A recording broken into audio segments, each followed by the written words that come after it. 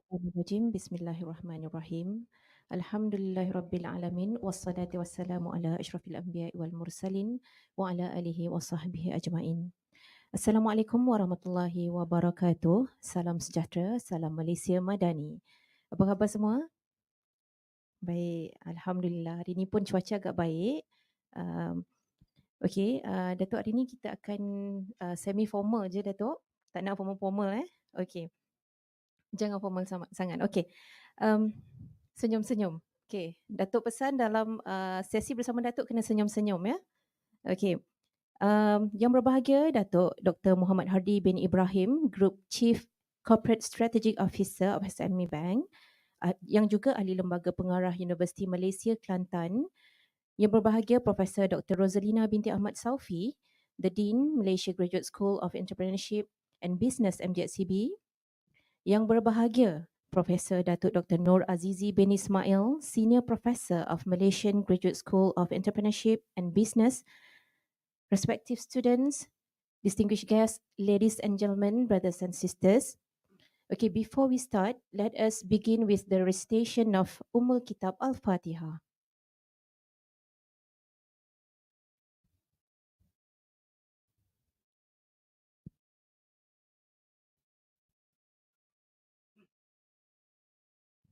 Amin, amin, ya Rabbal Alamin.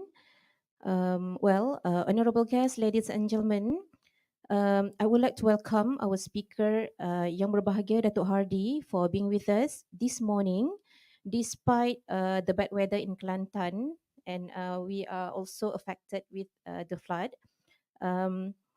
As well as our gratitude to Allah Subhanahu Wa Taala for giving us a chance to gather at this beautiful ambient of University Malaysia Kelantan in conjunction with Mgseb Biz Talk. The topic is Key Challenges Facing Malaysian Entrepreneurs, will be delivered by Datuk Dr. Muhammad Hardi bin Ibrahim, Group Chief Corporate Strategic Officer of SME, Ahli Lembaga Pengarah Universiti Malaysia Kelantan. Well, I'm not going to comment further about this topic because I'm not the right person to comment about this. So without further ado, I would like to invite Professor Datuk Dr. Nur Azizi bin Ismail, our senior professor at MGCB, and he is ex-Vice Chancellor of University Malaysia Kelantan. Without further ado, I would like to welcome Datuk. Please, Datuk. Thank you. Okay, terima kasih. Thank you, Puan Atika. Assalamualaikum warahmatullahi taala wabarakatuh and a very good morning. First of all, I would like to read a brief biodata of Dr. Muhammad Hardi Ibrahim. Dr. Hardi has more than 20 years of experience in the financial services industry, specializing in business, banking, and strategic management. Prior to joining SME Bank, he was the executive director of Goldman Sachs and portfolio manager of investment operations and financial market at Bank Negara Malaysia. He holds a Master of Business Administration in Finance from the University of Essex and a Doctor of Philosophy, PhD in Management from Lincoln University. He is also a registered chartered accountant, CA with the Malaysian Institute of Accountants, and qualified chartered bankers with Asian Institute of Chartered Bankers or Chartered Banker Institute UK. He completed his advanced management and leadership program at Side Business School, University of Oxford. And he joined SME Bank in October 2018 to assume the position of Chief Banking Officer and was promoted to Group Chief Corporate Strategy Officer in February 2021. So we are very lucky to have a very distinguished speaker today to share with us the topic on key challenges facing Malaysian entrepreneurs. So before I hand it over to Dato' Dr. Hardy, I would like to probably give a brief background of MSME, micro, small, and medium enterprises in Malaysia, which is the backbone of our country. There are currently, based on data from SME Corp 2022, 1.17 million MSME that contributes 37.4% to our GDP and provided 47.8% or 7.3 million employment based on the data from DOSM or Department of Statistics.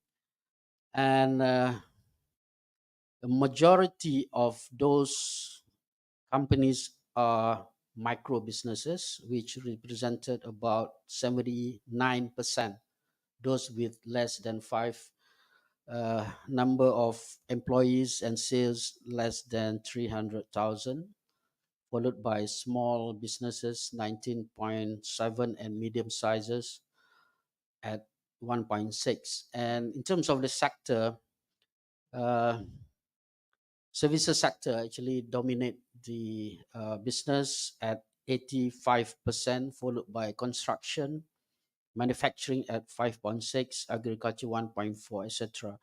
So for this session today, we are going to have like 3 rounds. The first round will be the presentation by Dr. Hardy, and after that, the round two will be questions by me, the moderator. So I will allocate around 30 to 40 minutes on that. And then the last part, the round three will be, we will open for Q&A for the participants, and then we make a conclusion. So Dato, without any further ado, I would like to hand it over to you for the presentation. Thank you. Thank you, Prof.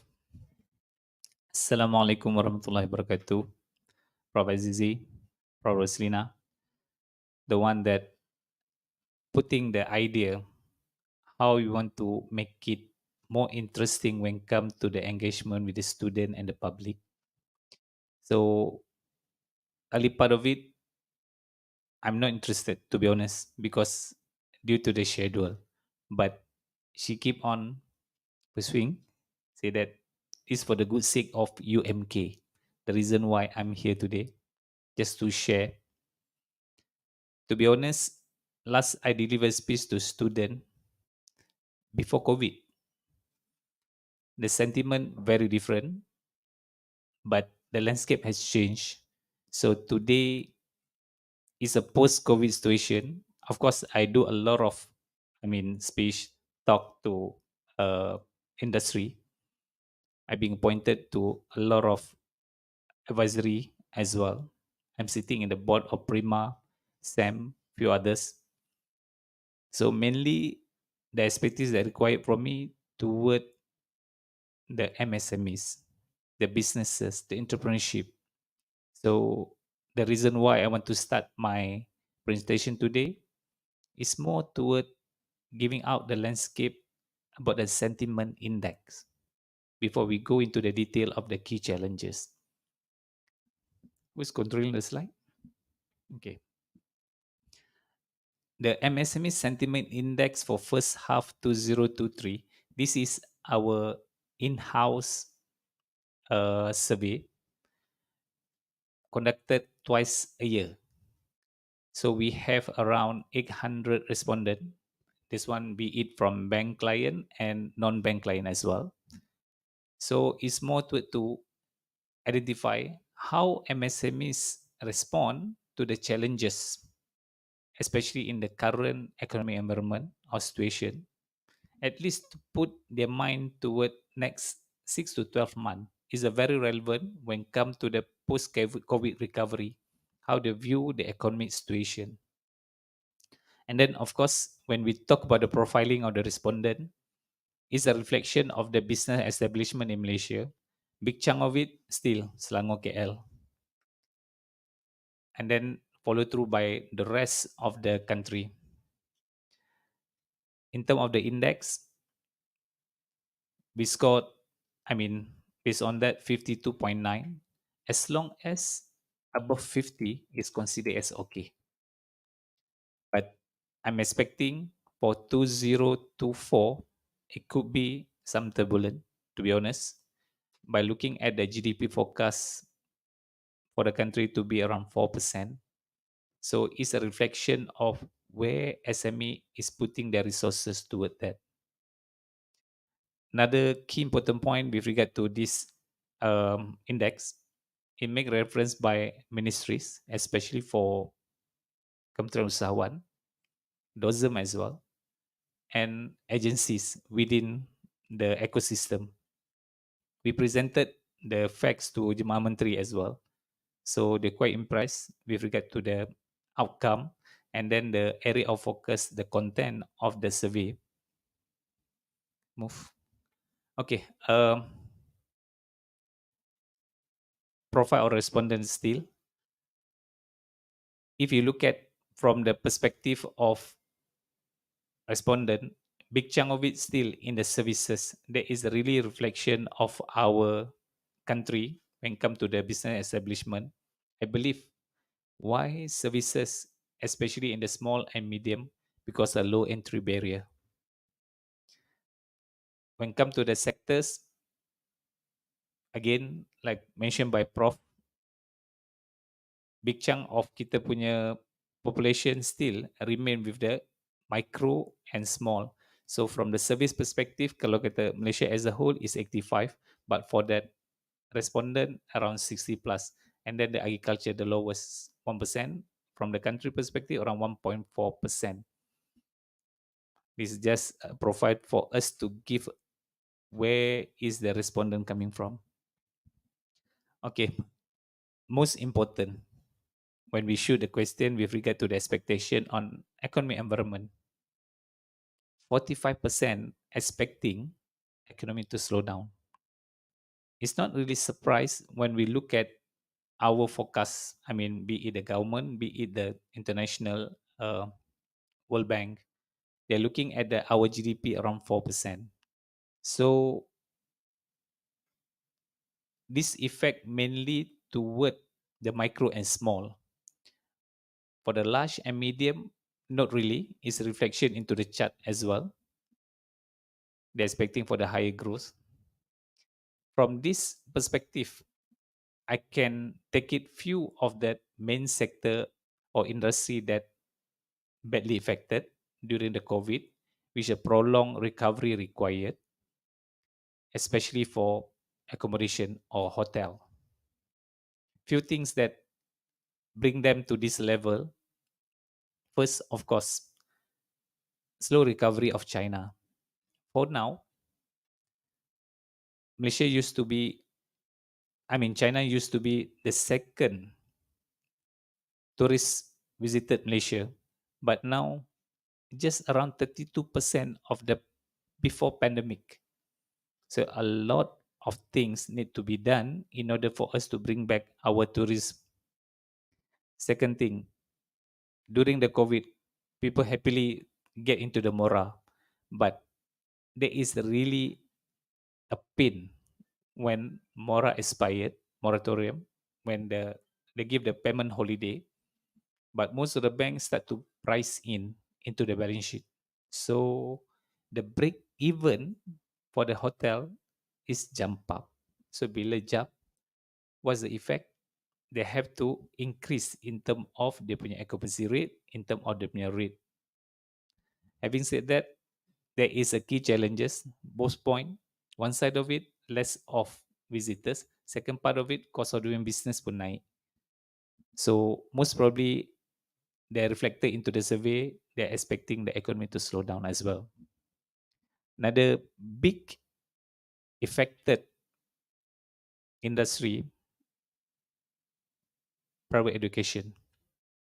Maybe for the public, it's not really affected because of well-funded, but for the private colleges, international school, yes. We yet to see a flood of students coming back to the country for now. In fact, for the international school, which most of the parents working with the MNC also yet to come back. So from the financial perspective, we try our best to lend our hand in terms of restructuring, how best we can accommodate to relax in terms of the cash flow lah. Another interesting that I discovered from the survey as well, most of people try to do the business, especially in the trading. Trading here means they're doing the drop ship, everything, because I made to understand a lot of our student, especially UMK pun banyak involved in this kind of the business. In the past, there is a very good platform for us to make, fast money without having your own product. But last 2 weeks, I was with the association. The big boys like of Lazada, Shopee, instead of you asking, how much you are going to make, the question now, how much you willing to lose in order for you to establish or put your product into their platform. So this game, if you don't have the product, is going to be tough. So all this kind of thing is translated into the big expectation of the economic environment moving forward as well. Next. When you talk about the mitigation plan, simple solution, 80% come to the conclusion, cut the cost. But again, to cut the cost is not really a right thing to do, but this is what reflected into our entrepreneur or businesses out there. It's not good actually for the growth and then of course for the employment as well. Again, the people that expecting that due to the expectation of the cost of doing business as well, like the accommodation. 100% of them expecting cost of doing business is going to go up. Why this expectation? Of course, are the few element based on the survey and then of course post national budget announcement. These people are expecting subsidy rationalization. There is a big impact to the industry, to the cost structure of the businesses. We talk about chicken and egg punya upliftment in terms of the shilling. There's another big thing is going to be translated into that. We talk about funding costs. During the COVID, Bank Negara bring down the OPR to 1.75%, but the latest one 3%. All these things is going to price in into the funding structure of that businesses. Delay payment. There's another big thing they're confronted by the contractors out there. Because the moment they receive delay payment in terms of the progression, they have to pay more for the funding, pay more for the suppliers. All these factors, when come to that, is going to contribute toward the cost of doing business higher. Kesian sebenarnya. To be honest, I feel the pain of them, the businesses, how they take it through during this period of time, especially the significant increase they're expecting more than 20% certain industry. I will go into more detail into the key challenges later. Okay, next. Expectation on the sales performance. Of course, this is positive. Is a carry through with that expectation on the profit as well. This is my view. Why people even expecting the economy to slow down, but the sales performance and profit could be better. Most probably due to low base for 2023.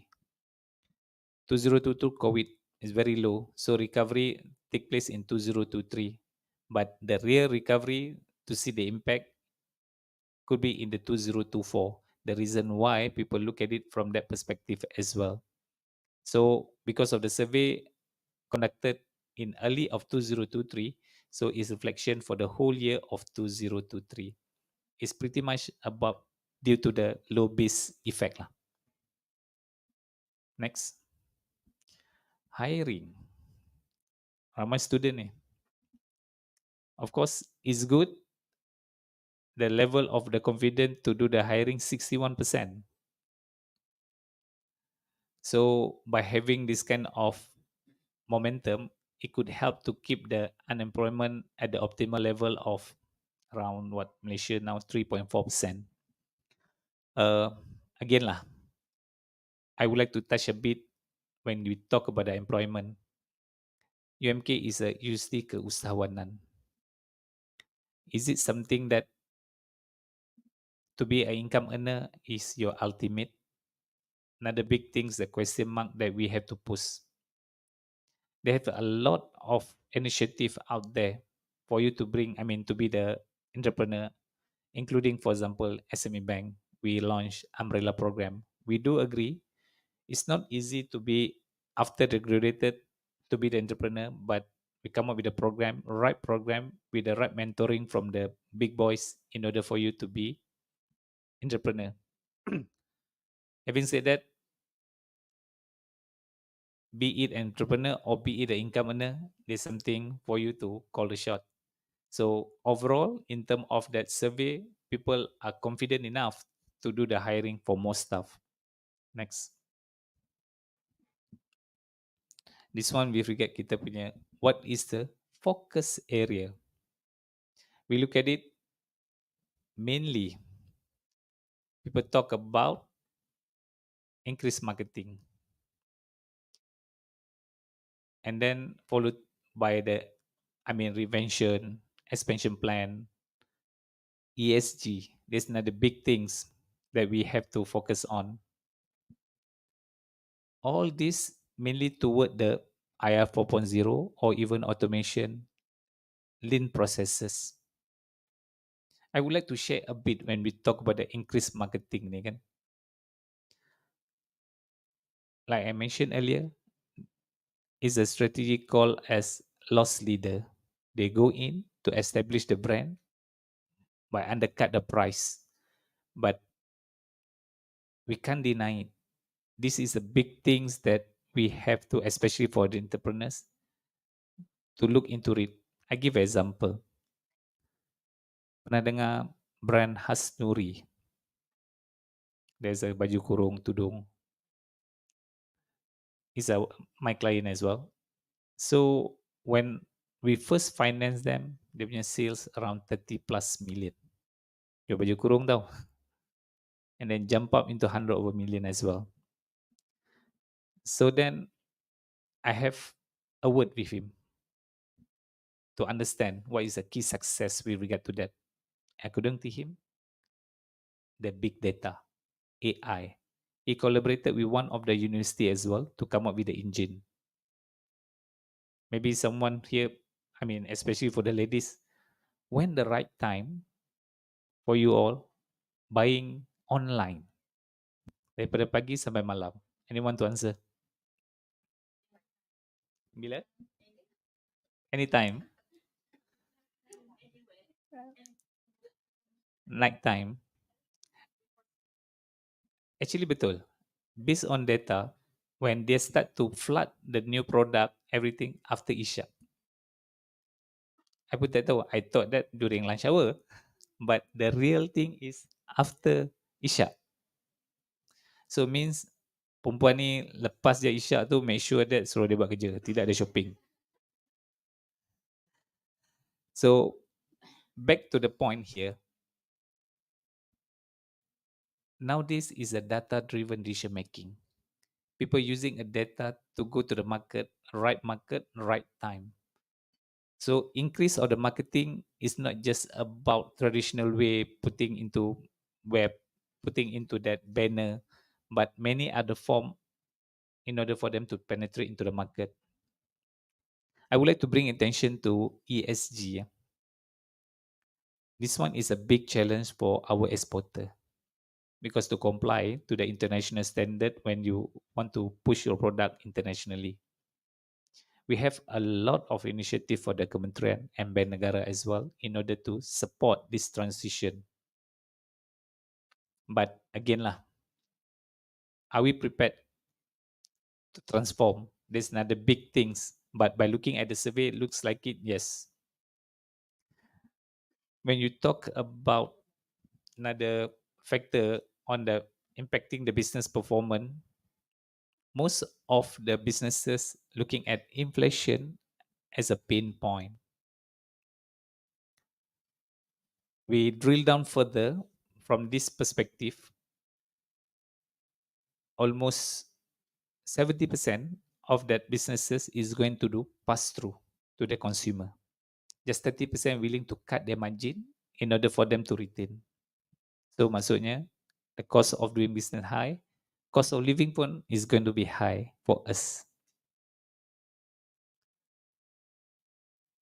Next, financial stability. A bit worrying, to be honest, if you look at less than 1 year, including the less than 6 months, 49% they can survive. To be honest, if you look at, you have the data with regard to the impact of the COVID to the businesses, scary. The balance sheet badly affected, the market badly affected. For them to recover, almost impossible at one point of time. But a lot of company that we expect to gulung tikar, but they managed to survive with the support of the bank, with the support of the government when come to the assistance. So we have to stay strong. I expecting in 2024 at least above 50% could be sustained from financial perspective less than a year. I wish.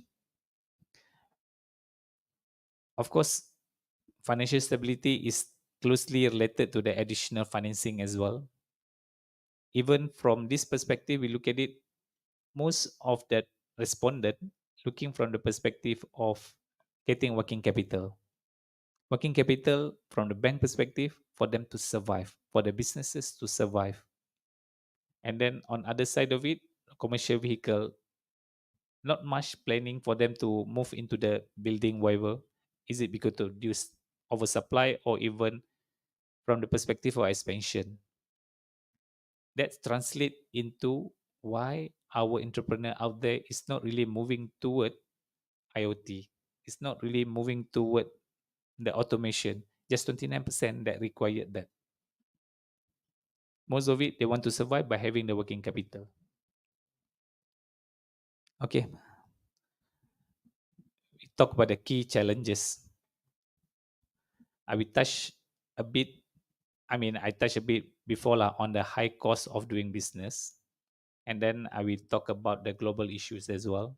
Access funding, digitalization, government regulation, and then, of course, more interesting topic on the talent issue. Gen Z. Interesting. Okay, the first key challenges we talk about high cost of doing business. Direct, indirect, we as a Malaysian, we feel the pain when ringgit weaken. At least nak pergi overseas pun, you have to convert. We used to have to be 4 ringgit into the dollars, but now 460, 470. For parent, they want to, for the kids study abroad, also feel the pain. So weakening of the ringgit ni memang all over. It's not just about businesses and then affecting our life as well. For foreigner that working here, they want to send the money back to their home country, also affected. So the reason why I pick ringgit depreciation is one of the key things for me to talk about it. And then, of course, funding costs.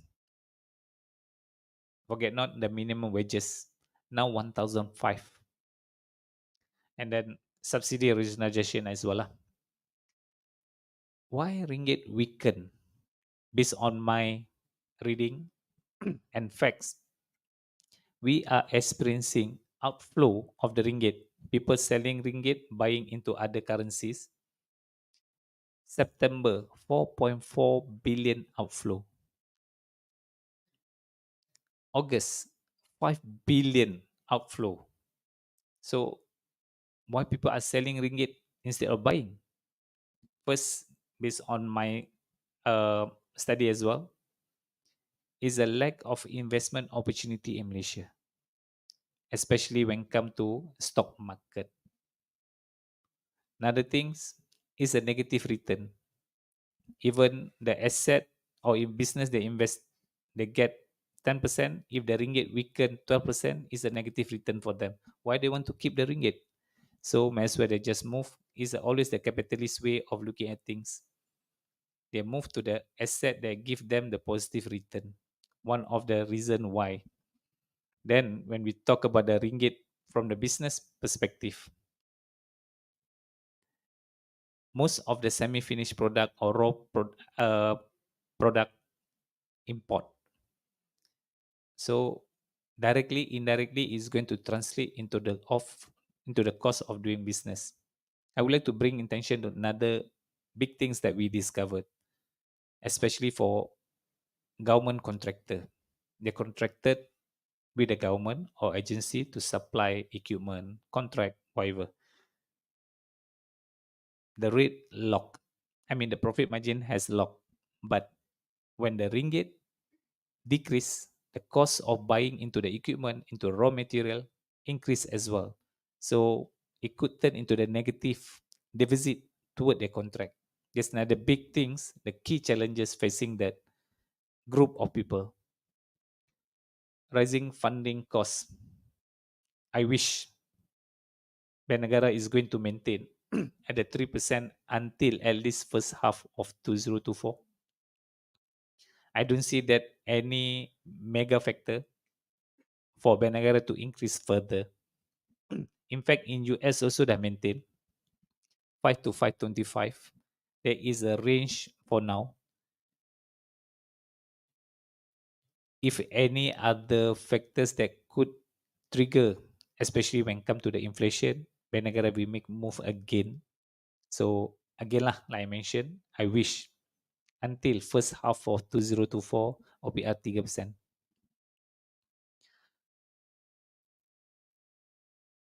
Removal of the government utilities subsidy. This is, I mean, more to that rationalization of that, the reform to the subsidy. Baru ni announced service tax to 8% from 6%. Big. Mandatory e-invoicing. This is another big things as well happening to be implemented next year. Floating of the chicken and egg punya price. Hari-hari kita makan chicken. Another big thing as well. All these things is going to contribute toward the cost of doing business. Of course, the second factor on the global geopolitical conflict, Russian, Ukraine ongoing. New one, Israel, Palestine. All these things sebenarnya is going to trigger toward that flight to safety or flight to quality.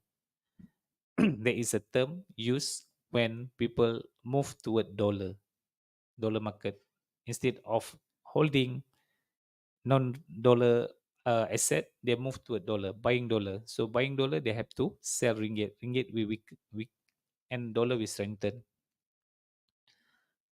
Another big things as well, especially to Malaysia, the slow recovery of the China. China used to be the second biggest trading partner, almost 14%. Tourist arrival also one of the biggest. Actually, kalau based on the data, Indonesia and Singapore the highest tourist arrival pre-COVID. But I personally discount Indonesia could come for visit or could come as a mate, and then Singapore as well. They could come over the weekend.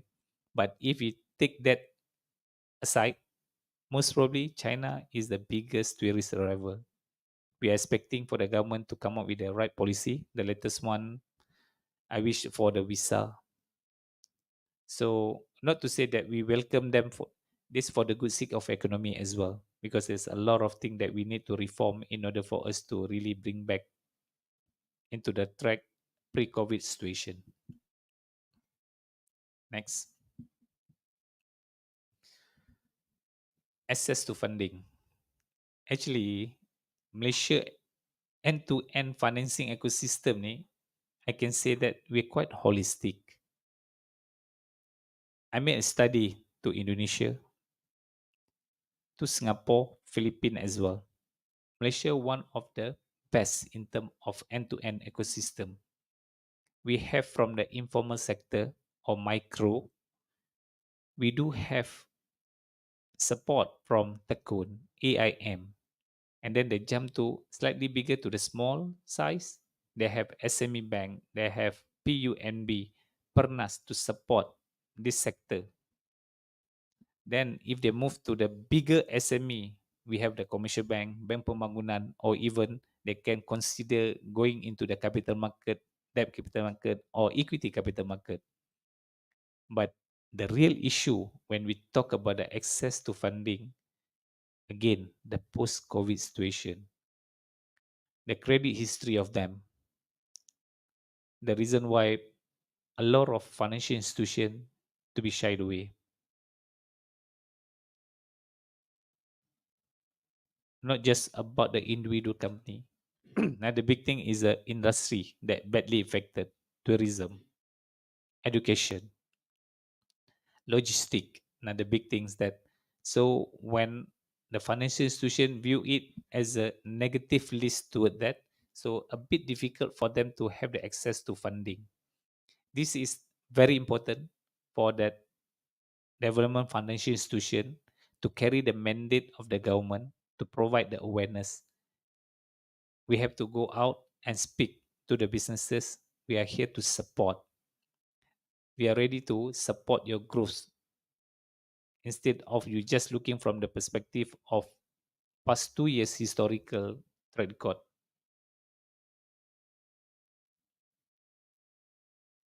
Now the big things that, another bullet point, we talk about the limited tangible asset.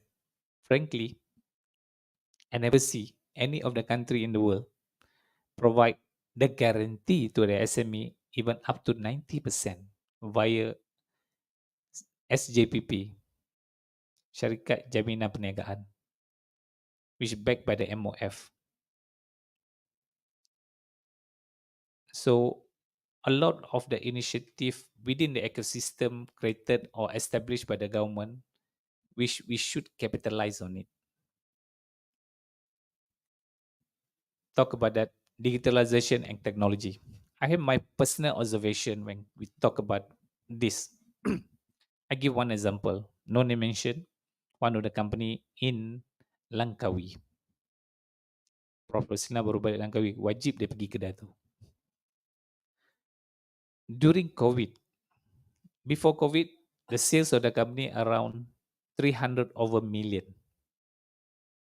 During COVID, because of everything closed, they just embarked into that online supply. They're making around 5 million per month. So around 60 million. Sorry, yeah, per annum. The moment economy open, MCON, he abandoned the online trading. I mean to supply. I speak to him. Why? Also messy. Nak kena pass through custom, nak kena buat declaration, many other things. We want to focus back to the physical trade. At the back of my mind, the physical should be continue. But on the digital one, on the trading platform one, if you do not have the ability to deliver, do the outsourcing. Keep it. Last 3 weeks, he came back to the bank. Langkawi has another issues with regard to that slow in terms of getting the tourists back to Langkawi. Many reasons. You get what happened to your trading? I mean, online. He says, said, I told you, you need this. You cannot say no to this business. Again lah, to keep up with the digitalization and technology is a must.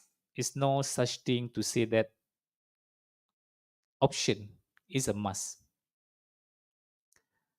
When we talk about mentality of low cost, relying on the cheap labor, frankly, I can see that especially in our NIMP, New Industrial Master Plan, introduced by Ministry of Economic. We try to produce high-end product We cannot continue to rely on the previous way of looking at things in terms of cheap labor. We cannot compete actually with China, India, or even Vietnam. Now, the big things with regard to digitalization, the example of Bank Negara has introduced ADF, Automation Digitalization Funding, is good at a very competitive rate of the 4%, but the take-up rate always questionable. Are we prepared to upskill ourselves to take this opportunity for us to grow into the automation? Tepuk dada tanya selera. This is the usahawan punya kerja. Actually, kalau kata we look at from the transformation perspective, we are not just competing internally. Another big case study that I look at one of our client as well. They have that penetration into the product, supplying a product for the parts for the creator. He invested quite numbers in terms of automation, but the return is not just about supplying into Produa, because Produa had a collaboration with Daihatsu. So the moment you created your product up to the mark or the standard, your market is a world. Where Daihatsu ada, they will bring together with your product. So that kind of mentality we have to change instead of looking at the short term punya perspective toward bigger prospect. Next. Okay, this one, more to the government regulation. More important for me kalau kita I look at from this perspective, of course, we have very beautiful framework. We have NIMP, energy transformation, and then I made to understand next week or the following week, we are going to have another big policy to be announced with regard to the mineral. But all this tie back into the three pillars. First, the fiscal sustainability. Second, high value industry, I mentioned earlier. And the third, the targeted subsidy. The real issue, the way I look at it when it comes to the implementation part of it, is a lacking of the data point. We need to be data-driven decision making. I get involved with one of the case study as well. It's very interesting. In the past, kalau kata you perasan, every time they want to construct the new road or to expand the road, they have someone sitting beside, keep on counting. Kira, ketak, ketak, ketak, ketak, ketak, ketak. This is our neighbor country. Internationally rating lower than Malaysia. For them to make a decision to expand the road or to have the new road or even to construct the highway, they use big data. You know that our phone is communicating to all the tower. So early in the morning, katalah macam saya duduk kat Ampang, kerja dekat KL. So along the way, my phone will ping to all the towers. So they will know from 7:30 in the morning until 9 how many traffic pass through, instead of putting someone just to ketek, ketek, ketek, ketek, ketek. So from that, they can make decision. By having that capacity, we should just add on one lane instead of building up the new highway. Just using the data is very powerful. I'm not sure about Malaysian contact to what extent we are advanced, but this is another country. Another things that I discovered as well with regard to that data, when come to that distribution of that medicine. Example in the case of during banjir in Kelantan. We know that every year bulan 11, bulan 12 is going to have, potentially banjir. In terms of the supplying of the medicine, real time purchase not supposed to have in that November, December, because historically we know that it's going to happen. So in terms of the stock, in terms of the purchasing, in terms of the logistic, should be put in place by having the right data point instead of doing the during the distribution toward certain state. They could potentially move the logistic toward Kelantan Terengganu, for example. So this kind of important information of data is very helpful in terms of cost management, in terms of efficiency, and then helping the people as well. Okay, about talent. Banyak dekat bank sound je tender 24 hours resigned. Hati tisu ramai. But again lah, what is the expectation from industry is more important. Don't talk about the basic technical skill lah. From the financial analysis, project management, presentation, that is given. What industry is looking at beyond that?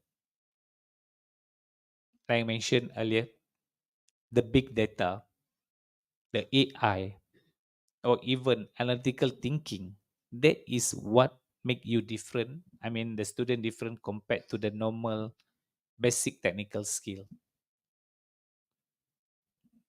Of course, the new generation talk about work-life balance, but sometimes I wonder as well. They stay up sampai 3 pagi main game, and then tomorrow morning bangun lambat. Where is the balance there? So, but it is what it is. Everyone have their different way to interpret, but more important for me when come to talent recruitment and retention, you have to have the industry, what industry want, the package that industry looking at,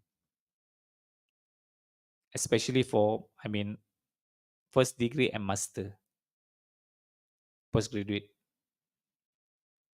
It's not easy, I mean, to compete in the open market nowadays without the right package for you to offer.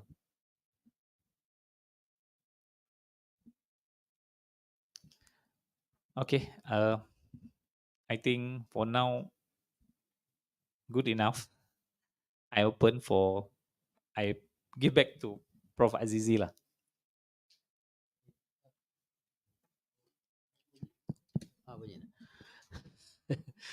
Terima kasih, Datuk. A very interesting presentation, banyak insights that we can see. I think the second round, as I said, I'm going to ask a couple of questions, simple questions, and then I will open it to the peserta semua lah. Okay, my first one, there are many interesting data that you have shared just now, and one is on the mitigation plan.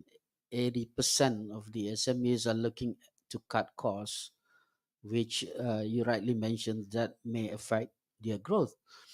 And about 58% would like to invest in automation, etc. So my question is relate to that. Malaysia, our market is very small, and probably the purchasing power is also pretty low. So most SMEs, I moderated a session with MIDF a couple of months ago. So it was, the one of the panelists encouraged that SMEs need to go abroad. There's no choice if they want to expand their business. But then, as you also mentioned, there are those SMEs need first be competitive. They need to understand the global standards. You're talking about ESG, banyak that they need to comply, and of course they need to increase efficiency through automation and tech adoption. MPC report shows that still very low level of adoption among our Malaysian companies. 90% are still at the very basic level 1 and level 2 of tech adoption, and we don't know why is that. Mungkin too much reliant on the cheap foreign workers that make them comfortable with that.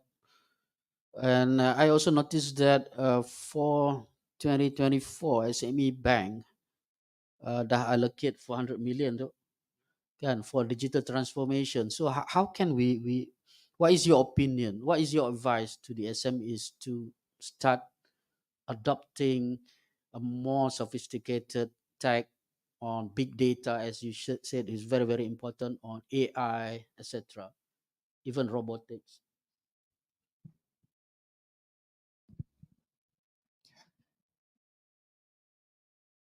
All the the issues or the point highlighted by Prof Azizi just now tu memang contributing factors toward the moving forward when come to digitalization or the automation part of it. I did mention or highlighted few other items before. Um, Seriously, government really putting effort toward this one. If you heard about Industry Forward by MITI, there is a panel comprised of MPC, SIRIM, Bank Negara, SME Bank, and few other entities as well that really try to push for IR 4.0 punya initiative. Of course, we have to identify what they call it the area of focus within that, from the people, from the process, from the technology, to identify in terms of the gap. Gap here means where we are now and then where we should be in order for us to be a competitive. Then the gap need to be closed. This is the one that the technical audit come in to support. Then the bank to come in to provide the financing, like mentioned by Prof just now, 400 million ready to be deployed in order to close the gap. But again, all the effort is not going to materialize without the concerted effort as well. If you look at from the government punya perspective, especially under the Kementerian Usahawan dan Koperasi, we has various agencies providing the service from capacity building or training up to the financing as well. We have InScan, we have SEDA, the subsidiary of SME Bank. We have SME Bank, Bank Rakyat, Pernas that specialize into the franchise related. All these entity get toward this automation or RR 4.0 perspective. My advice, we have to really embrace the changes. This most important. Be on top of the situation, grab the opportunity, any grant, any funding. Take the opportunity to undertake this kind of that technical audit, all the government assistance and support in order for us to upgrade ourselves from the people, process, and technology in order for us to be at par globally. Because if you talk about be a supplier or vendor into the MNC, if you just continue to rely on cheap labor, cheap way of doing the business, you are not up there. I share with you. This one I attended the aviation industry punya talk. They express the key challenges experiencing by them. Aviation industry ni a bit unique. It's not like supplying outright toward the product. They have to undertake the R&D. So the investment must come from the vendor. Even you want to supply to the Airbus, to the Boeing, you have to put investment toward that. Same goes to few other industry as well. So if you don't upgrade yourself from the process, from the IoT, from the big data, the MNC like of Airbus, Boeing, they will move to any other parts of the supply around the world. We have to be up to the mark in order for us to stay competitive. I feel because we used to be one of the major supplier in terms of parts. we do have the government support via the CTRM, model company established in Malacca. We managed to build a good ecosystem to the aviation part. But if we continue to ignore this part of the automation and digitalization, we could be taken out from the ecosystem supply. In fact, for the MNC as well, when we talk about the supply of the talent, they need certain standard in order for them to recruit the talent. So from the business perspective, my advice, you have to keep the momentum to upgrade yourself. In fact, from the individual or the talent perspective as well, both equally important.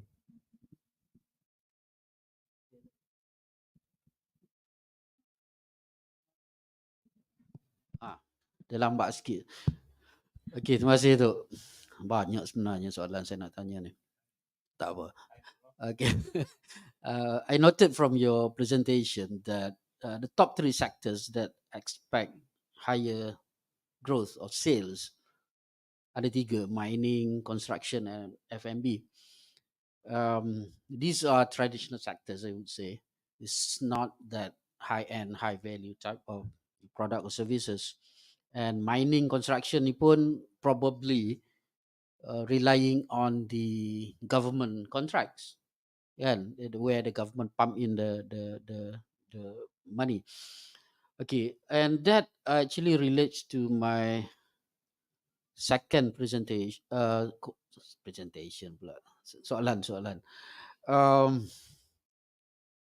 To become a fully developed country backed by innovation, whereby more SMEs engage in high-end, high-value product and services.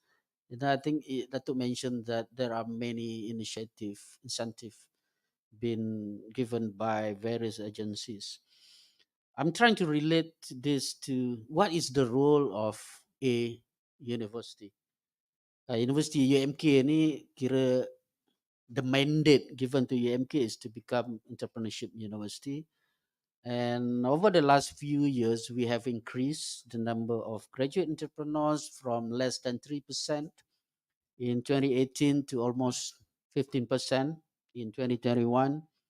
But still, even at the universities, most of the businesses are in the traditional sector. Dia tak lagi daripada F&B, dia tak lagi daripada health and beauty products, dia tak lagi from fashion, baju, tudung lah. And the trend actually applies across the board. All IPTs, I would say. The challenge is, how to create a good innovation system, etc., so that universities can play a bigger role to assist the nation, the government to become, developed country backed by science and tech. What is your thought on this too?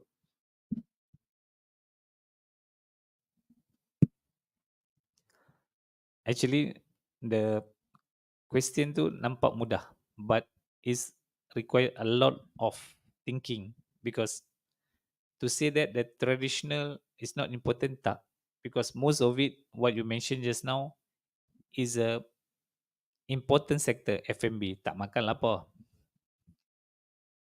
Mining, that is a raw material that required in order for you to go for the value change, important as well. The reason why, if you look at kita punya DOSM punya classification, they just go by manufacturing, mining, construction, in order for them to classify. Of course, along the value change, they have the high value and the low value. If I understand you right, I would like to zoom straight away into that. Why we don't have, or that the ecosystem is not conducive enough in terms of supporting science and tech business idea? That is could be the angle that I want to elaborate. First, of course, in terms of that initiative, we have quite lack of initiative to encourage the student to start to put the idea or the business ventures. For example, we should have kind of that sandbox competition. There is a very interesting undertaken by any other part of the world in order for student to give the tech idea. The important point along the system or the industry that they have. Second, we have to admit, Malaysian, we have quite lack of sophisticated investor, be it we call it as an angel investor or even venture tech. I think to start with, of course, as a university usahawanan, it's not just about creating the new graduate in the field, but it's gone beyond. Beyond here means the hand holding part to that student, even post graduation as well. Example, with the connection or that contact that university has, we should bring or bridge the idea of the student toward a pool of investor. We should have kind of open day or even the right platform for us to bridge, because the idea without the funding, without that expansion, it just remain an idea. Or even the business venture with that right IP, without the commercialization arrangement, is remain as an IP. It need two to tango in order for us to really uplift our value when come to normal traditional way of doing business from FMB or even to the upscale of it. I would encourage, I mean, not just for the student, I mean, even for the university, the institution itself, start to have a right framework. Maybe we don't really up to the champion at the national level for now, but at least at the university level, we should have revision toward the framework, how best we want to have the 3 years plan in order for us to see the impact. Because when you have the journey toward that, you can slot in many other things from the initiative, from the outcome based assessment, or even to the level of the commercialization part of it. So I think the unit under the university that really looking from the usahawan entrepreneurship perspective should able to take up in order for them to really come up with a framework or the journey for the student and the university itself. Okay, terima kasih itu jawapan yang mantap, Cik. I have a couple of questions from the internet yang view online. Kita nak buka yang dalam dulu. Anyone in this room would like to ask any question before I open up? Now, go ahead first, then I will go to this one. Saya berhenti dulu lah tu sebab rasanya banyak soalan lain yang orang tanya. Yeah. Okay, thank you very much, Datu Muhammad, for a very insightful session on global. Maybe you can introduce yourself. And Dr. Noor from MGCB as a senior lecturer. My question, there are 3 questions, but I will, I think, seek Datu approval. The first question is very specific, based what you discussed about the macro enterprises in Malaysia, specifically not SMEs, but micro enterprises.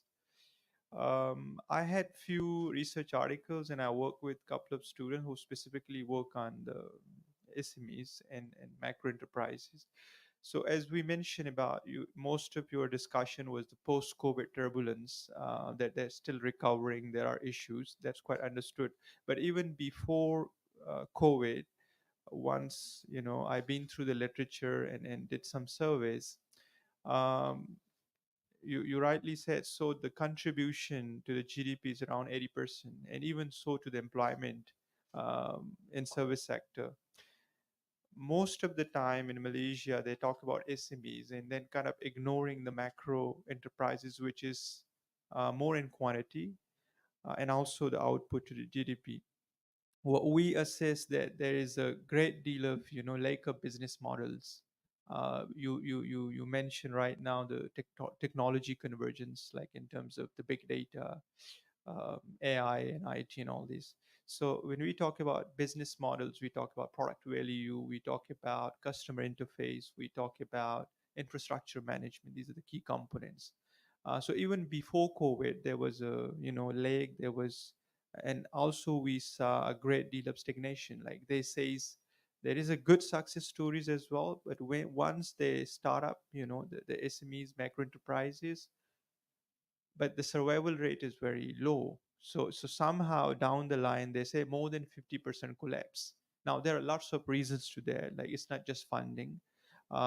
We also notice there is an issue in terms of the lack of comfortability, as you mentioned about, even that the owners resist to adopt new models. Why? Because somewhere there is a lack of coaching or training, because they don't want to upgrade. So there is a change, that transition need to change to take place, because they need to be also upgraded.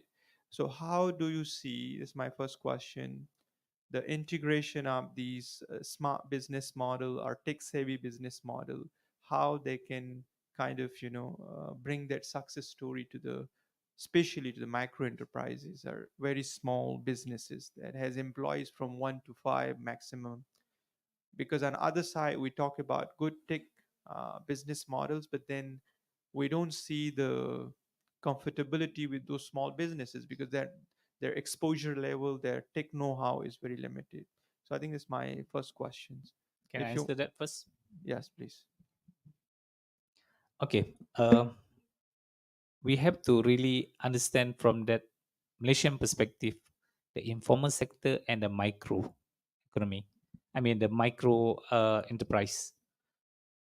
Most of them for survival, instead of looking from upgrading themselves toward small and medium size. One of the things that we have to understand, even I put into the perspective of the Malaysian education perspective, from standard 1 to standard 6 by each, that they will move to that secondary school. Same goes to that educate, I mean, from the business entrepreneurship as well. But we do not have the demarcation, we do not have that litmus test when they move from one segment to another segment in terms of their categorization toward that. So what I'm going to tell you, at the SME Bank and then with the collaboration of other agencies, we come up with that SME life cycle. So there always the issue that they're left behind, even they have grown to certain level of it. This is very important when we want to monitor in terms of the capacity building and the funding requirement as well. So the moment they come in as a startup that you mentioned, we do have the data point in order for us to determine where they are sitting. So then when they grow after 3 years, the information that provided, they could help them to tell them, hey, now you need to embark into technology related, because there is a life cycle that we monitored, like our student as well.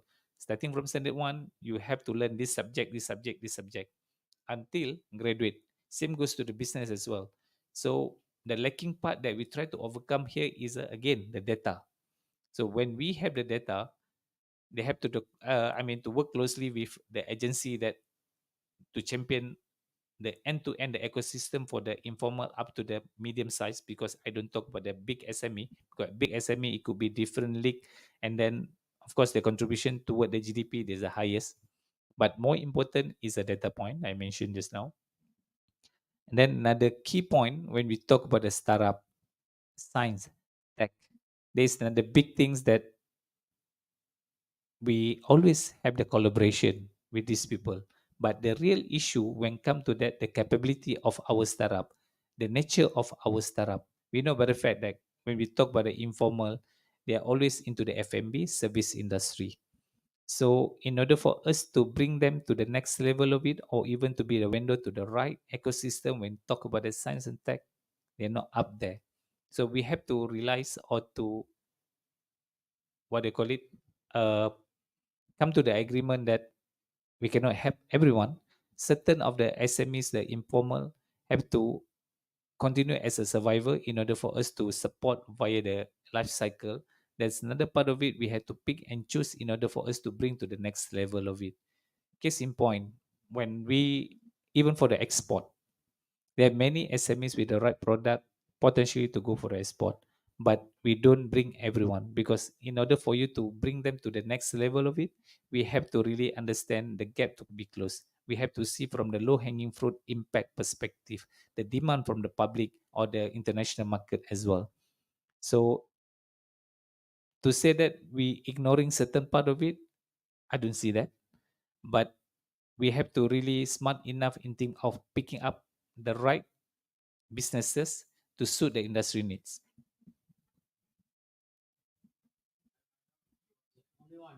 Okay. I think this question is more generic. Is sorry, not generic, but not from the SME's point of view. Um, as we know now, the future we move from petrol to more other sources of energy. If we talk about the Gulf, you talk about the global, landscape of ecosystem. By looking into the statistics, this single-digit contribution of agriculture industry to the overall Malaysian GDP, keeping the food security and this supply chain disruption, but how now the world also going towards, we talk about synthetic biology. So we using crops or seed which is more resistant to, like, due to the climate change. So there is a lot of things now. The good economy is investing into synthetic biology, which is also in all techs as well, robotics, drones technology, and also drip irrigation. What are the main reasons, of Malaysian agriculture sector that, like, with that single digit? I know we have constructions and others. Uh, how you see, like, that can be improved to other ways by integrating other sector, even technology, to create. I do see the palm oil industry second next to Indonesia, but I mean, in terms of agriculture, we don't just count that. Uh, and so it's a very global issue now about the food security. Like, every country should be self-sufficient, because you cannot simply rely, because it's another what you talk about, the just like COVID. So how do you see that in near future? I mean, Actually, it's very too broad the question, to be honest. So to answer you in short, each and every country they have the initiative or the plan when come to the food security, including Malaysia. Of course, the number contribution around 1% plus toward the GDP. I mean, a bit low end of it, but frankly, I don't have the right answer when come to the proper plan how we want to increase toward the food security. Of course, I see pocket of initiative coming from private or the government as well. For example, they use that genetic change in order for them to be more resilient in terms of the producing product, or even to certain extent to mold the product toward the requirement of the human requirement or export requirement. So even we talk about the innovation when come to chicken or chicken feed, one of the reason why the price of the chicken gone up because of the feed. So we see a lot of initiative in order to address the supply chain itself in order for us to be sustainable, the word sustainable, toward our food security as a whole. But if you ask me, we have any specific framework toward that, I cannot answer you, to be honest. But I can sense, be it from private, be it from public, we are working toward that. We came to realize, especially during the geopolitical issue between Russia and Ukraine, where a lot of the supply disruption happened. It's not just about food, end to end, from iron to fuel, so that we badly affected directly or indirectly as well. thank you. Yeah. I think probably I can add to what Datu Ardi mentioned. I believe that agriculture is one, or food security is one of the top priority by the current government, and there are several initiatives being introduced as well. And I think being an academician, I think it is also a role that universities need to play. Even at UMK, we have agriculture faculty, and we have food security institute. And I remember um, the minister, honorable minister, in his speech early this year that emphasized UPM to revisit the original mandate, its original mandate, which is on agriculture. So hoping that we can all do our part. And now let's, ada lagi siapa nak tanya soalan? Okay, silakan.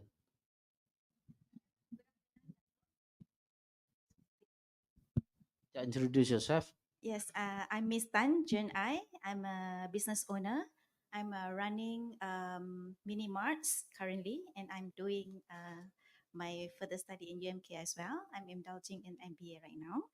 So my question to you is, we in Malaysia, what industry that Malaysia may feel uh, for global market by taking into consideration the resources and then our talent of Malaysian itself and the geology of our country to penetrate global market with industry that we may penetrate or we may indulge into, because as a entrepreneur, in fact, we may create that things if the demand is there. Maybe, for example, China. I talked to one of my China friend.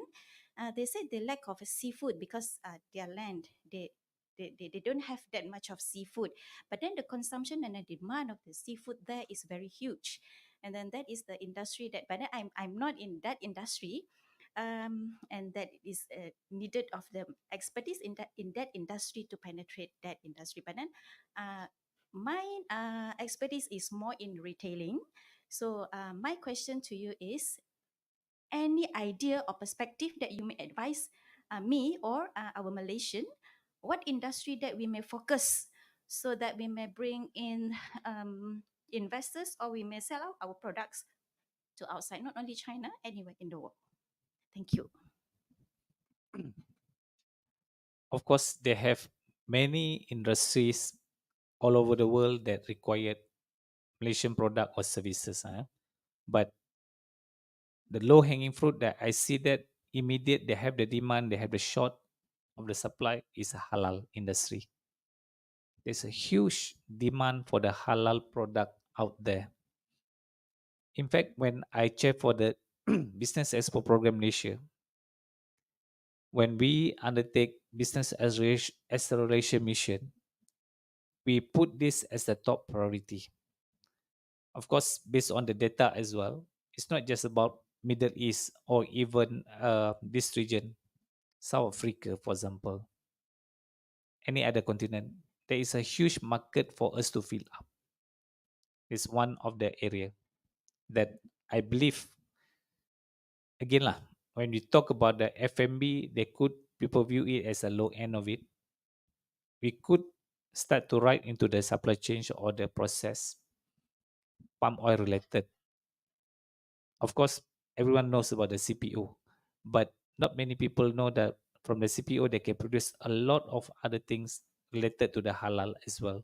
For example, shortening.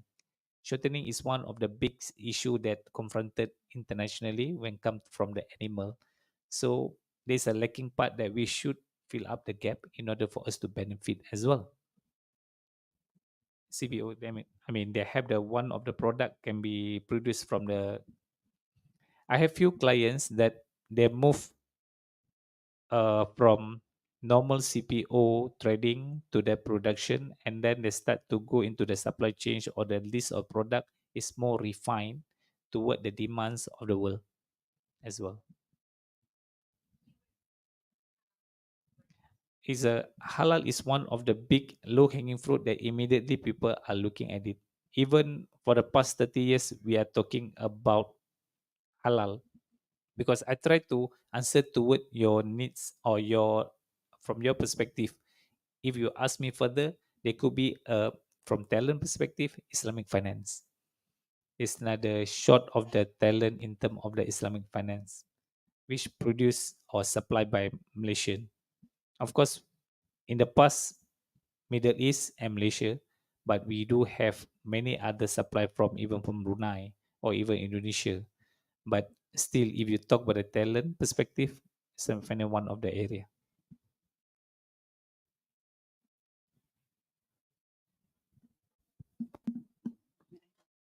Mm, Assalamualaikum, Dr. Datuk, Dr. Muhammad. From my understanding of what you have relayed today, okay, I just want to know regarding the gap that you are trying to send the message to us. Now, how does the banks or the financial institution can accommodate this gap? Meaning, we are still at the using cheap labor, but the analytical thinking is not there. Using AI, creating management through digitalization, it's not at the rate that we should you want us to be, for instance. So, how can the banks and the financial institutions, SME banks, for instance, package that in your funding instead of just giving funds for traditional way of doing business? How that is what we want to see. It has to come from the bank as well, not from us, the business people, because we want your money, right, to do our business and gain profit quick, fast, so that we can live. But you want us to be elevated so that we can compete with other countries in the world. Thank you, Doctor. If you don't mind, you're from? Oh, sorry. Saya Azian binti Othman. I'm student here for MBA. Thank you. Okay. Let me put into the perspective first. When we talk about bank, financial institution, in the Malaysian context, kita ada dua lah. Of course, they have many other categorization of the bank. Now, the latest one ada digital bank pula. But in principle ada dua. Commercial bank, developmental bank. When you talk about the developmental bank, this is the one owned by the government or play the developmental role to support the dedicated area of focus. For example, agrobank, very much toward the agriculture mandate. SME bank, toward the SME development. Bank pembangunan, about the big infra projects or related to the construction, big construction. To your point, sebenarnya ada. Under SME Bank, we have subsidiary, we call it as a SEDA, Center for Entrepreneur Development and Research, which we couple together. Again, I don't want to complicate the things. I put it into the simple perspective, capacity building or training, and then the funding. So we do understand just providing money is like giving out the drug without handhold or provide the right support from the capacity building or even the research part of it. We do have both actually. So I mentioned to you earlier, we do have the system into monitoring our client performance life cycle. So from starting point that we embark or onboard them into the ecosystem, we're going to monitor if they require any technology enhancement. They could be from funding perspective or even technology partners. We will bring them into that. That is how the collaboration between the private and public. Not everyone can do everything under the sun, so there's a reason why we have to do the collaboration in order to support. To answer you, we do have end to end.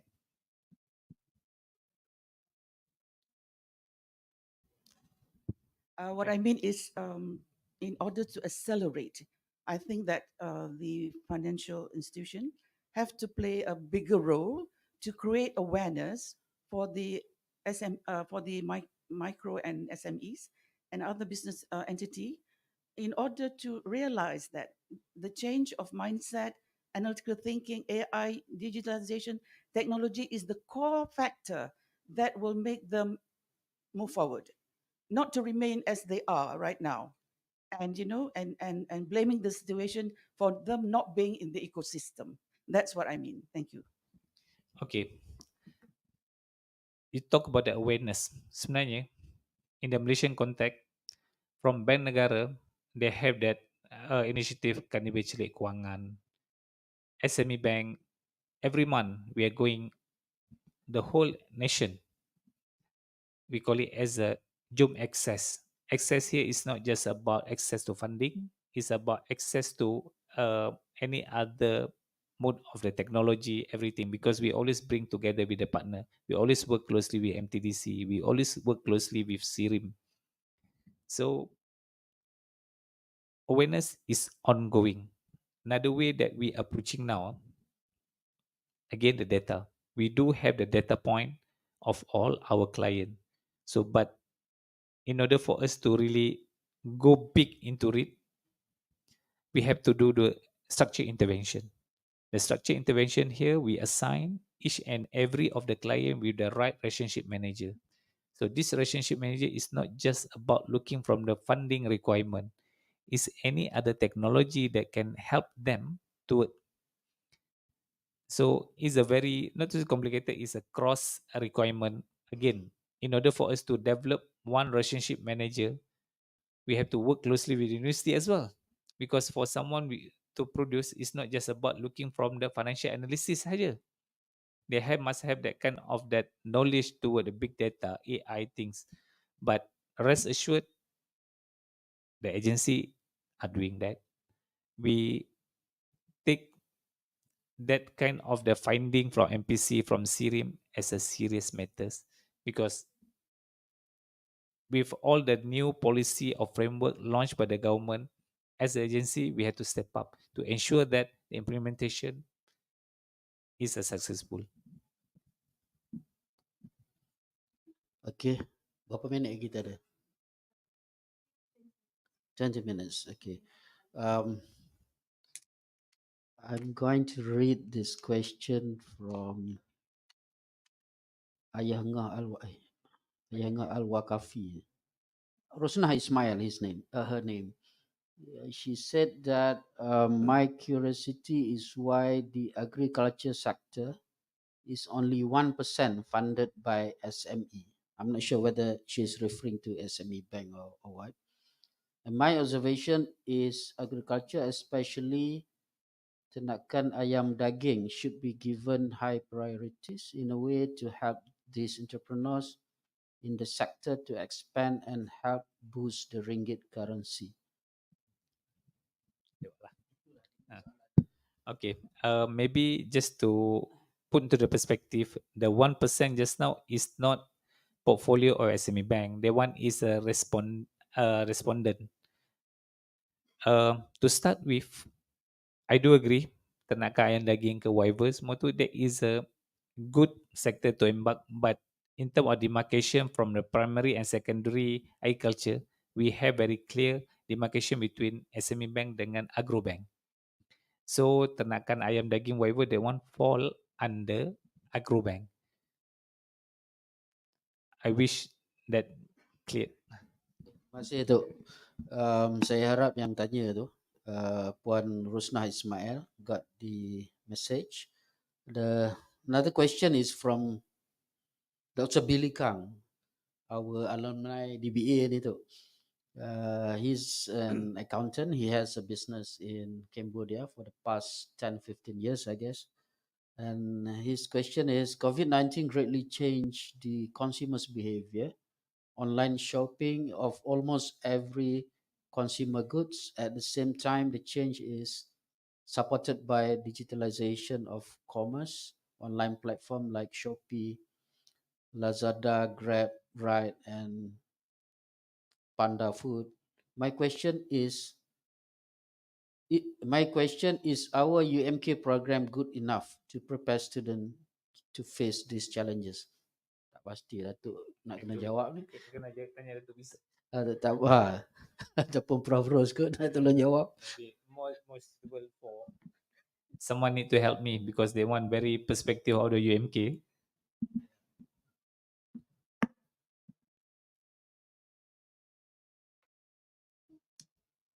Okay.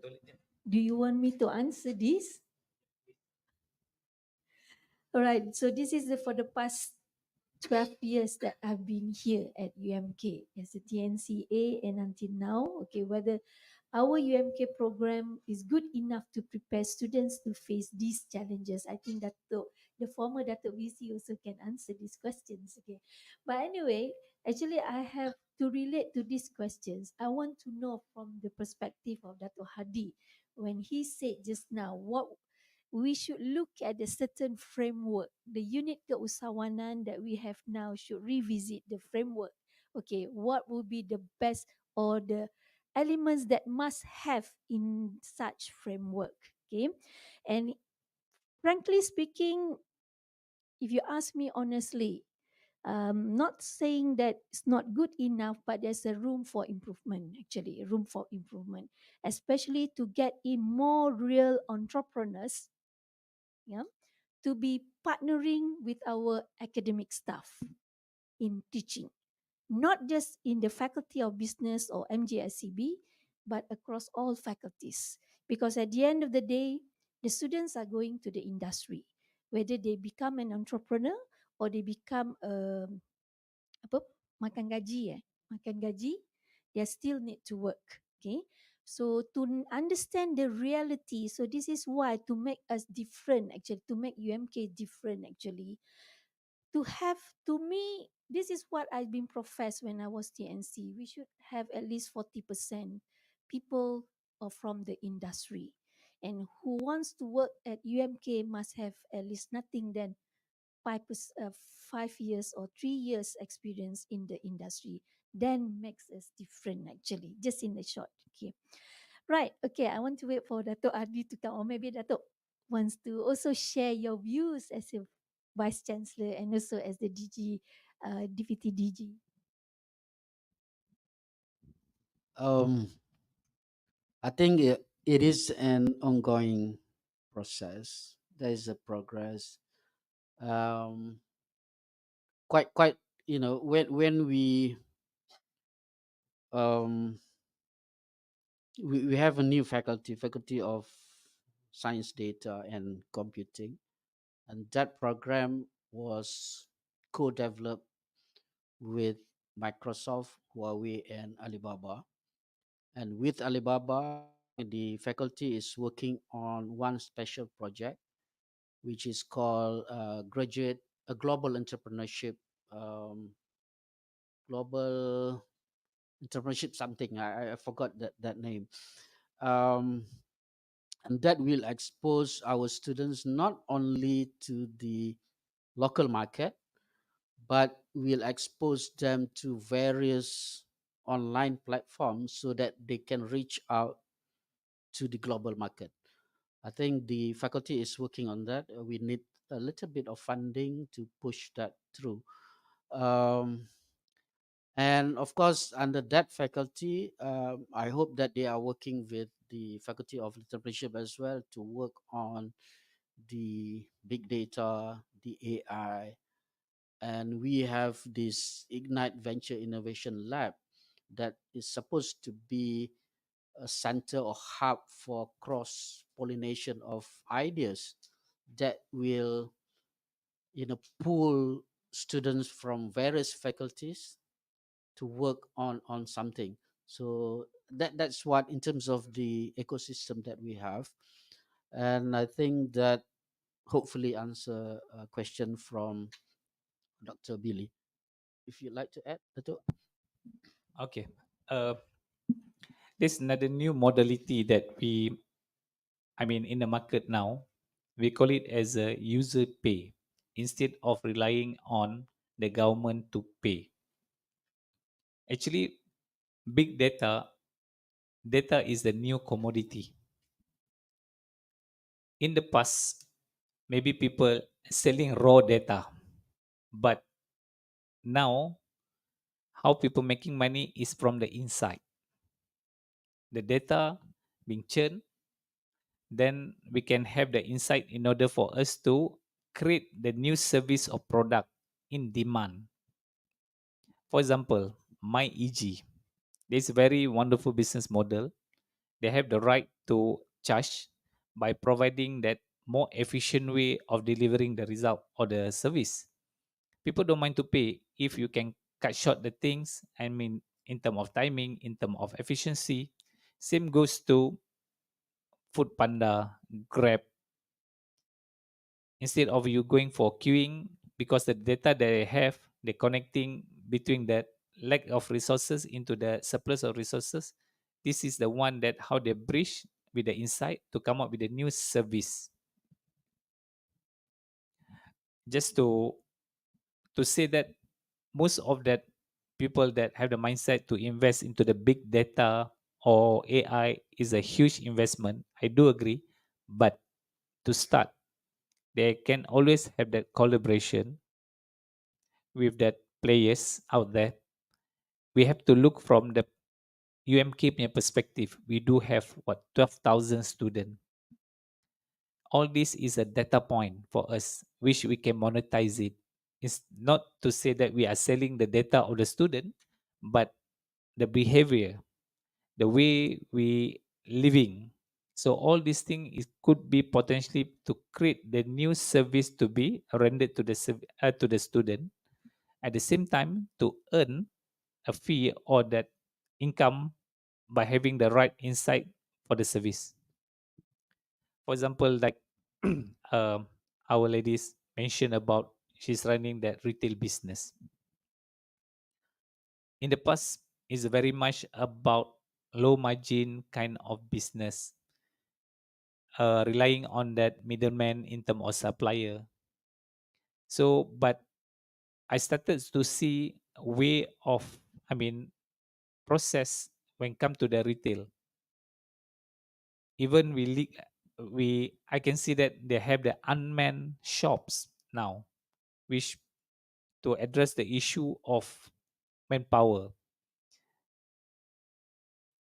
Another thing is with regard to the supply chain as well. To cut short the supply, I mean the middleman of the margin, they have the various in terms of that direct logistics supply as well. So to say that I'm the small players in the retail or micro unable to embark into this big data or benefit from this analytical is wrong. There are many other ways how we want to see that from the different angle or perspective.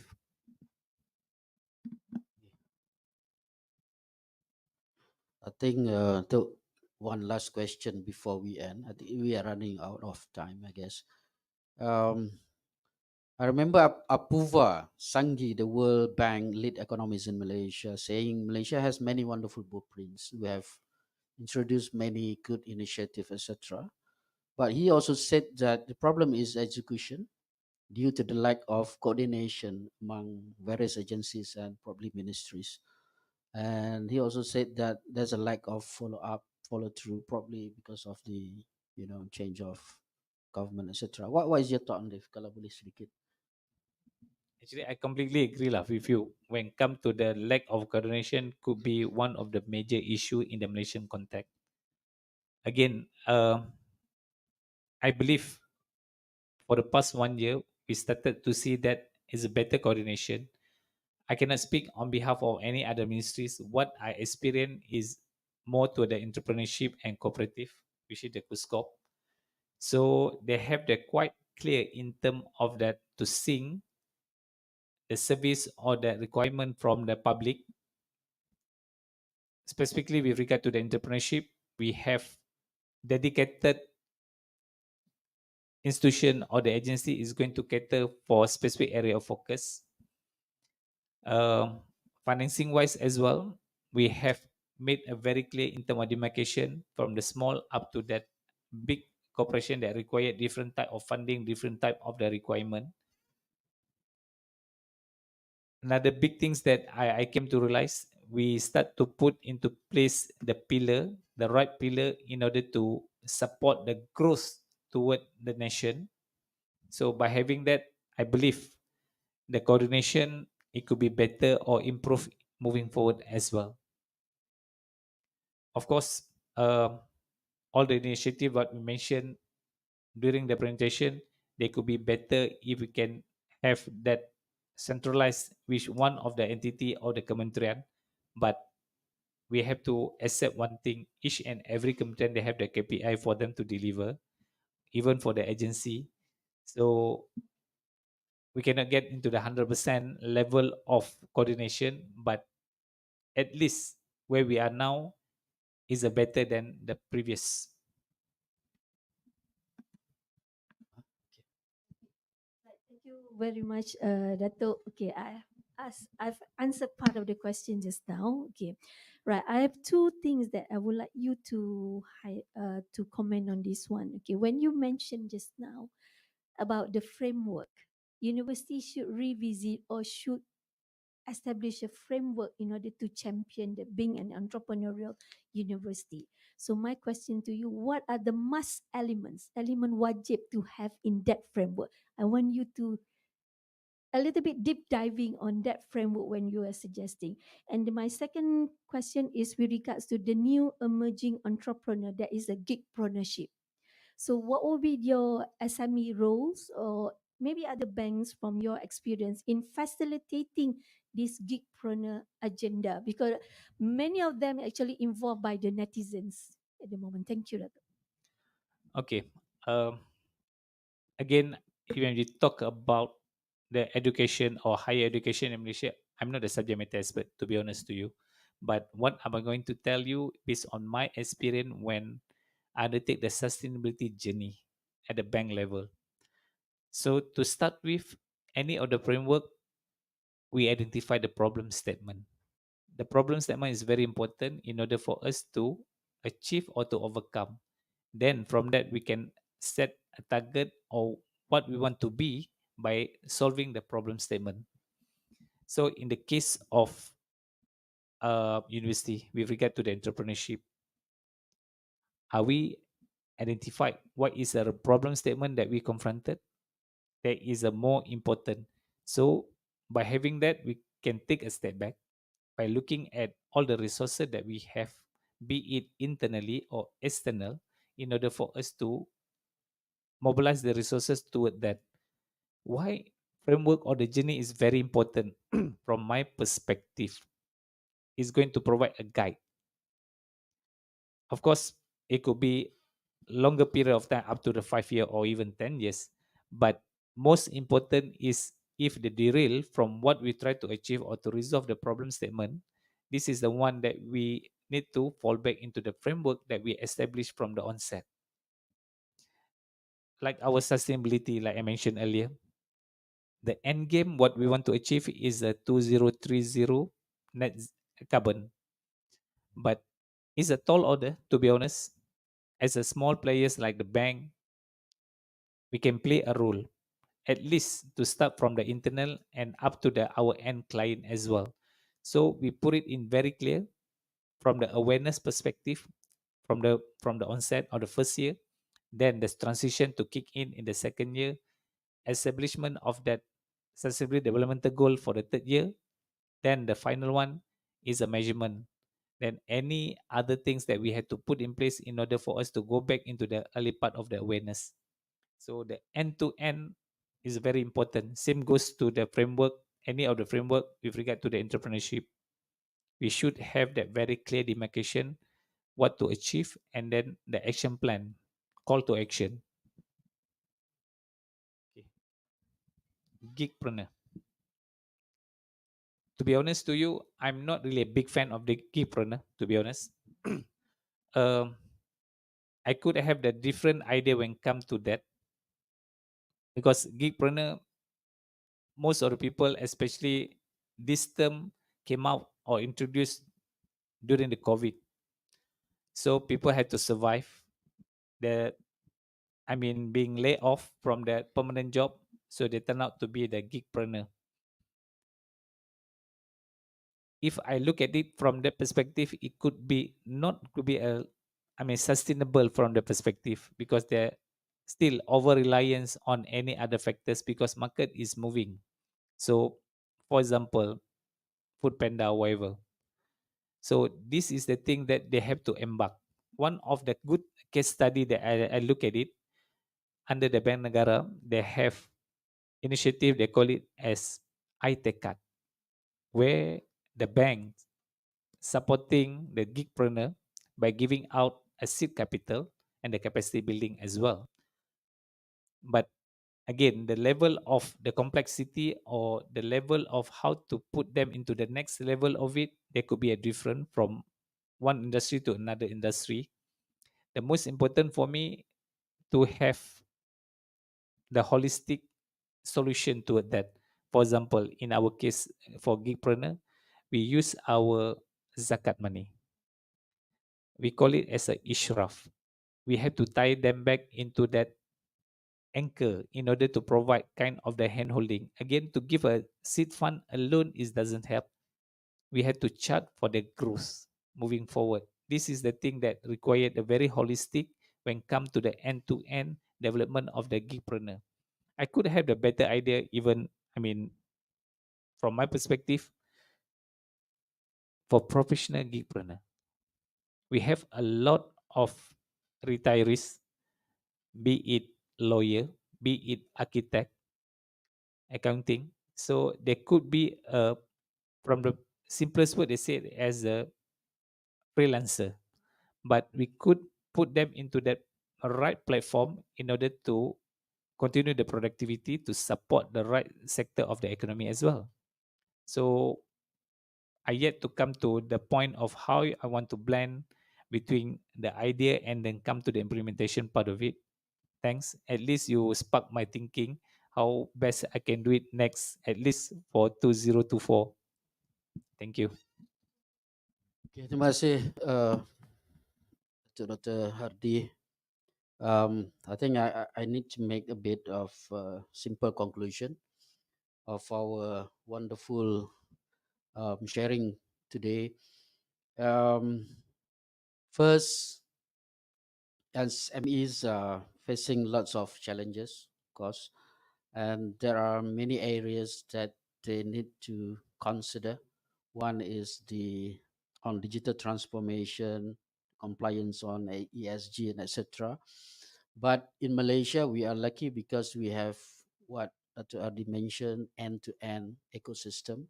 There are various initiative, incentive um, given by various ministries, agencies in Malaysia. But as Datuk said, it takes two to tango. For the agencies to reach out to the SMEs, but also it's very important for SMEs to reach out to those agencies and ministries.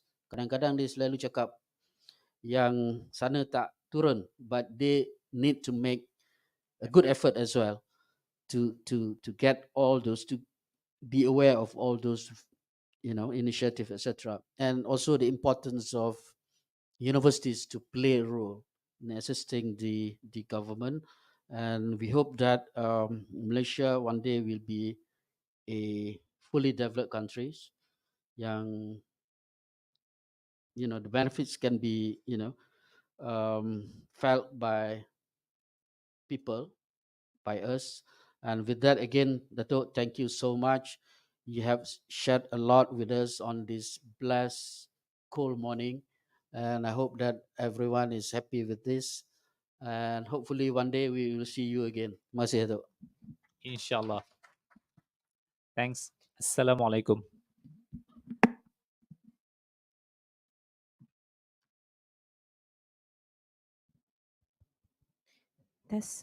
Thank you, our honorable speakers, Datuk Dr. Hadi, for this fruitful sharing of knowledge and thoughts with us. Now, I would like to invite Professor Dr. Rosalina to come forward, accompanied by Datuk Azizi, to present our token of appreciation to Datuk Hardy, please. Sini. Dekat depan.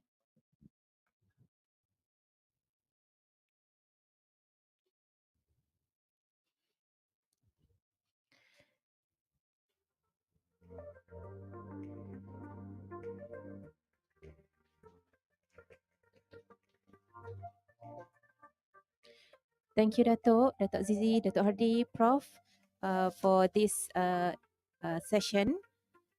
Okay, now, ladies and gentlemen, now we reach at the end of our ceremony. I think can we have a group photo here? Okay, I would like to invite all of participants to come forward to have a group photo again. Yes. Okay, all the participants, please come